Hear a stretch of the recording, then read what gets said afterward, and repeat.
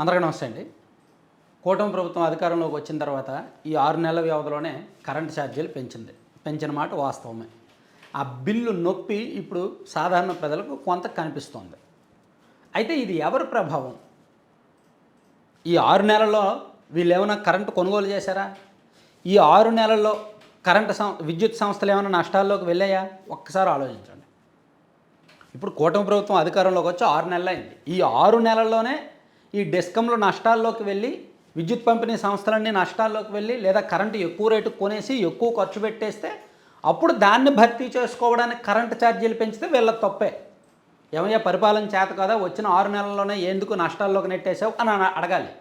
కానీ ఇప్పుడు ఈ ఇంధన సర్దుబాటు వ్యయం పేరిట ఈ వసూలు చేస్తున్నది ఎప్పటి ఖర్చు కాదు, 2022 నుంచి 2024 మధ్య జరిగిన ఖర్చు, చేసిన ఖర్చు దాదాపుగా 15,384 కోట్ల వరకు అలా అదనంగా ఖర్చు చేసింది గత ప్రభుత్వం. దాన్ని భర్తీ చేసుకోవడానికి మరి అది నష్టమేగా. అంటే ఉదాహరణకి మీ ఇల్లు అండి, మీ ఇంట్లో 2022లో మీ నెలవారీ బడ్జెట్ 40,000 అనుకుందాం, మీ ఖర్చు 40,000 అనుకుందాం, మీ ఆదాయం 40,000 సరిపోయింది.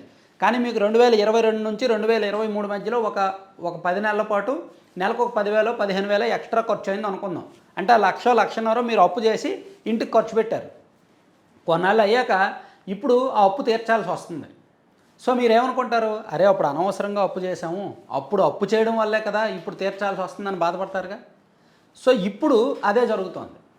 2022 నుంచి 23, 24 ఆ మధ్యలో గత ప్రభుత్వం ఉన్నప్పుడు ఏం చేశారంటే, విద్యుత్ పంపిణీ సంస్థలు విపరీతంగా నష్టాల్లోకి వెళ్ళిపోయినాయి. ఎందుకు నష్టాల్లోకి వెళ్ళాయి తెలుసా? వైసీపీ చేతగానితనమే పచ్చిగా చెప్పుకోవాలంటే. ఉదాహరణకి 2019 చాలా జాగ్రత్తగా వినండి, వ్యాలిడ్ పాయింట్ ఇది. 2019కి ముందు 2014 నుంచి 19 వరకు తెలుగుదేశం పార్టీ ప్రభుత్వం అధికారంలో ఉండగా పవర్ పర్చేస్ అగ్రిమెంట్స్ చేసుకున్నారు కొన్ని సంస్థలతో, పీపీఎల్. 2019లో అధికారంలోకి వచ్చాక జగన్ ప్రభుత్వం ఆ పీపీఎల్ను పునఃసమీక్ష చేస్తామని, రద్దు చేస్తామని చెప్పి వేరే వాళ్ళతో కొనుగోలు ఒప్పందం చేసుకుంది. గత ప్రభుత్వం ఎవరితో ఒప్పందం చేసుకుందో వీళ్ళు వాళ్ళ దగ్గర కొనకుండా వేరే వాళ్ళ దగ్గర కొన్నారు. దానివలన అంతకుముందు ప్రభుత్వం ఒప్పందం చేసుకున్న సంస్థలు కోర్టుకు వెళ్ళాయి. కోర్టు వాళ్ళకు అనుకూలంగా తీర్పు ఇవ్వడంతో ప్రభుత్వం వాళ్ళకి పరిహారం చెల్లించాల్సి వచ్చింది. అలా సుమారుగా 9,000 కోట్ల వరకు ఈ విద్యుత్ పంపిణీ సంస్థలు వాళ్ళకి పరిహారంగా చెల్లించాయి. అందులో ఓన్లీ హిందూజా అనే సంస్థకే 1,224 కోట్లు, 1,234 కోట్లు చెల్లించారంట.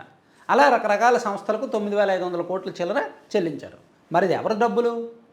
మన విద్యుత్ సంస్థల డబ్బులు. ఎవరి తప్పు? జగన్మోహన్ రెడ్డి గారి ప్రభుత్వం చేసిన తప్పు. ఎవరికి చివరిగా నష్టం? ప్రజలకు నష్టం, విద్యుత్ సంస్థలకు నష్టం. నష్టపోయిన విద్యుత్ సంస్థలు ప్రజల నుంచి బాధాలను చూస్తున్నాయి. అది ఒకటి ఇప్పుడు వసూలు చేస్తున్నారు. ఇంకొకటి 2023లో అనుకుంటా, షిరిడీ సాయి సంస్థ మనందరికీ బాగా తెలిసిన సంస్థ. వైసీపీ ఉన్నప్పుడు దాన్ని పెంచి పోషించారు. టీడీపీ కూటమి వచ్చాక కూడా షిరిడీ సాయి సంస్థను చాలా జాగ్రత్తగా చూసుకుంటున్నారు. వాళ్ళకి ఏమి నష్టం రాకుండా పెంచి పోషిస్తున్నారు వీళ్ళు కూడా. సో షిరిడీ సాయి సంస్థకు గత ప్రభుత్వం అవసరం ఉన్నా లేకపోయినా కట్టబెట్టింది, కాంట్రాక్ట్లు ఇచ్చింది. స్టోర్స్లో ఉన్న పరికరాలు కాదని, స్టోర్స్లో ఆల్రెడీ ట్రాన్స్ఫార్మర్లు ఉన్నాయి, పరికరాలు ఉన్నాయి, కానీ అవి కావని, అవి పనికిరావేమో అని కొత్తగా వాళ్ళకి ఆర్డర్ ఇచ్చారు. సో దానివలన ఉన్న వేస్టేగా, దానివలన నష్టమేగా. అలా విద్యుత్ పంపిణీ సంస్థలు కొన్ని నష్టపోయాయి. అలా దాదాపుగా ఈ వ్యవహారాల కారణంగా, ఈ తప్పుడు నిర్ణయాల కారణంగా విద్యుత్ పంపిణీ సంస్థలు 2022 నుంచి 2024 మధ్యలో దాదాపుగా 15,384 కోట్లు నష్టపోయాయి. ఆ నష్టాన్ని భర్తీ చేసుకుంటారు ఖచ్చితంగా. ఇంకా లేట్ అయ్యే కొద్దీ ఎప్పటికైనా తిరిగి రాబెట్టుకోవాల్సిందే. వాళ్ళ జేబులో డబ్బులు వేసుకోలేరు విద్యుత్ పంపిణీ సంస్థలు, ప్రభుత్వం కూడా వాళ్ళకి ఇవ్వదు.